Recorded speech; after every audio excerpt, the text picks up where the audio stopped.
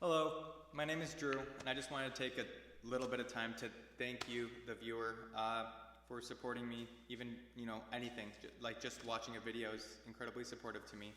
Um, uh, I also want to introduce myself, so you have an idea of who it is you're listening to. I've grown up in the northern suburbs of Chicago. I'm 22 years old. I have a younger brother, older sister. My life was not geared for music at all. Really, it was all geared for sports.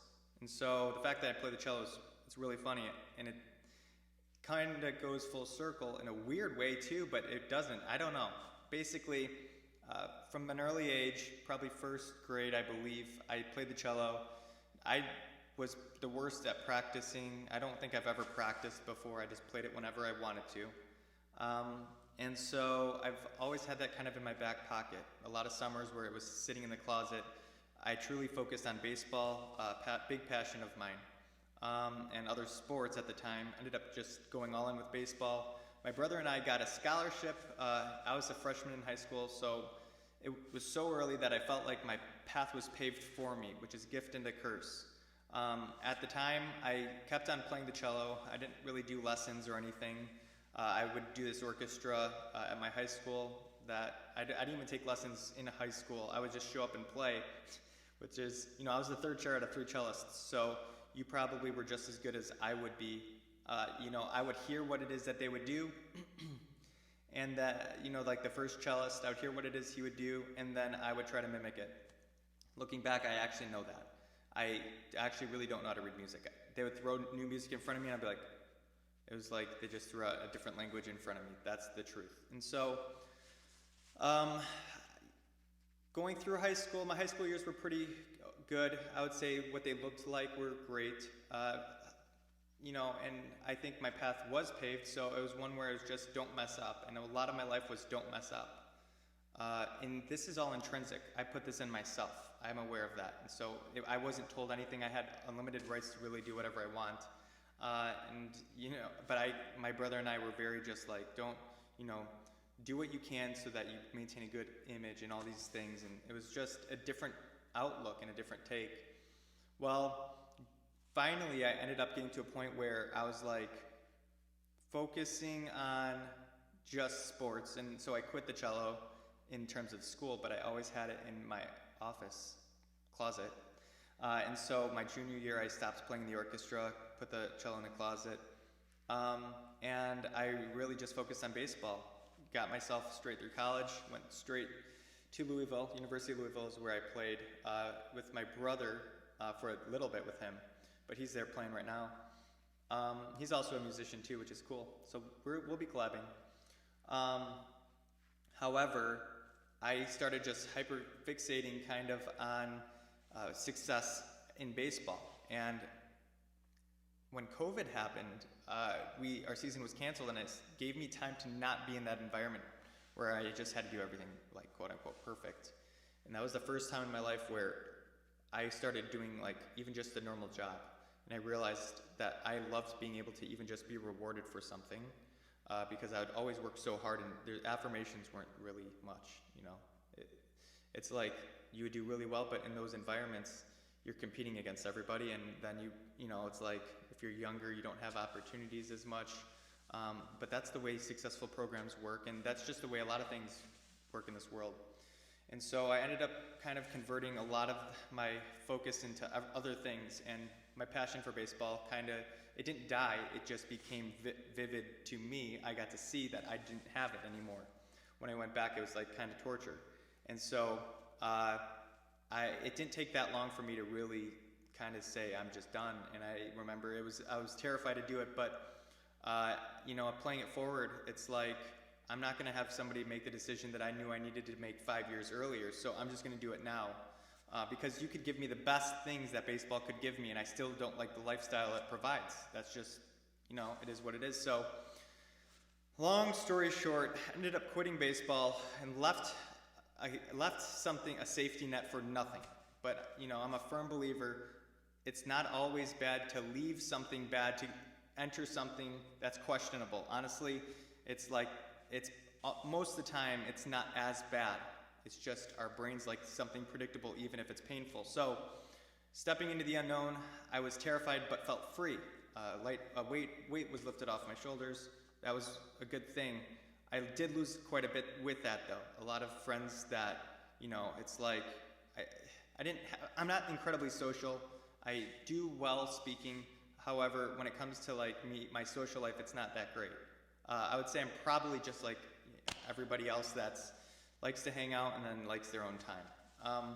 And so I ended up going to Uber Eats, golf. I was in a relationship throughout a lot of these years, and it was a confusing time for me trying to figure out what I was doing, but I was still moving in my brain, so I could say I'm still putting in the effort. And then I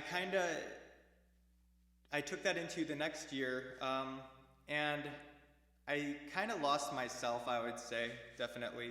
And I just kind of, I don't know, it was a really dark time in my life. I lost a couple things that I thought I really wanted and needed, and I was dependent on a lot of things, and it was just not good. It was a really dark time in my life, and it was definitely rock bottom. However, one day, or pretty much for a few weeks in a row in the fall, last fall, my brother was like, Drew, you should post a video of you playing your cello on TikTok. My cello's in the closet, as it's always been, and so one day I'm like, fine, I'll do it. And I posted Despacito, and here I am like, do, like I don't know how to play it.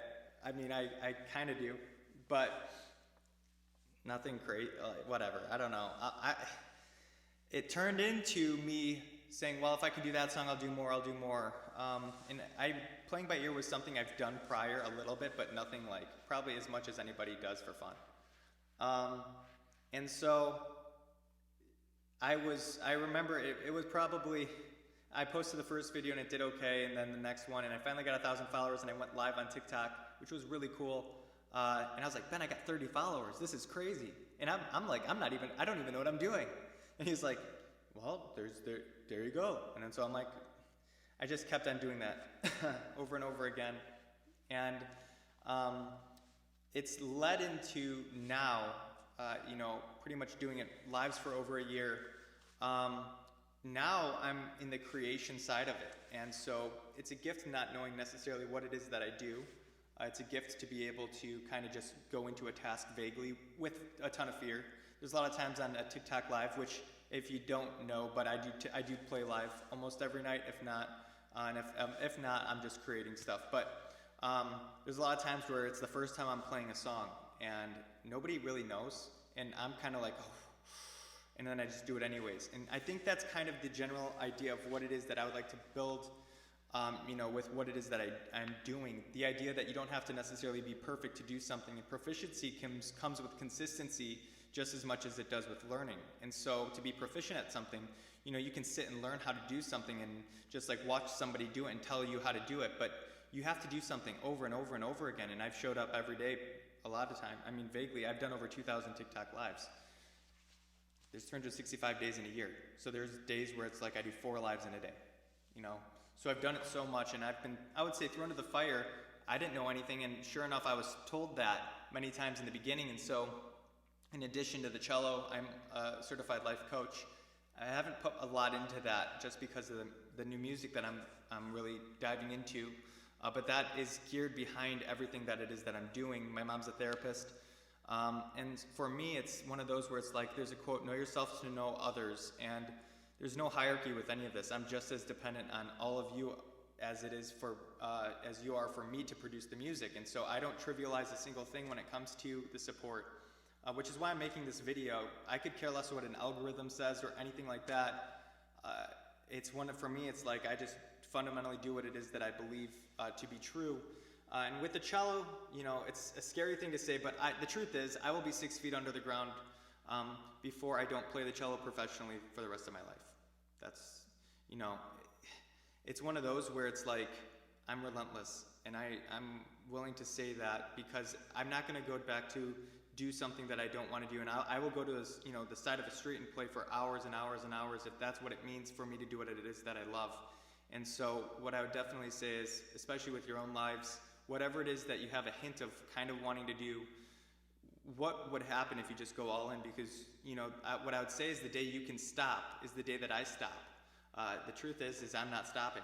And I don't have I have 200 subscribers, which I don't trivialize at all. It's like, but I'm showing with what it is that I do. You don't need validation of these crazy numerical structures where it's like, I have 1,000, I have like a post with 10 million this, 10 million this. You don't have to do that in order to start. And it's like the journey is the way, and pains and problems in our lives, those are literally the key. That's the key. It's like the best songs I've made were from the most painful nights I've had. The cool, fun ones, those are good nights, but the best songs I've made were from the most painful nights I've had. So, I'm a talkative person, but I just wanted to introduce myself to you and thank you for checking out my channel and give you an idea of who it is you're supporting. I'm going to have a concert in April, and there's going to be a ton of things, so feel free to turn your notifications on. I'm going to be posting pretty much my goals YouTube every single day, as well as TikTok lives. So if you're looking to support a new creator, please consider over here. I would truly appreciate it. You have a wonderful rest of your day, night, evening, wherever you are in this world, and I will see you next time. Feel free to drop comments. I can do more of these videos when I have time, but I appreciate it. Thank you.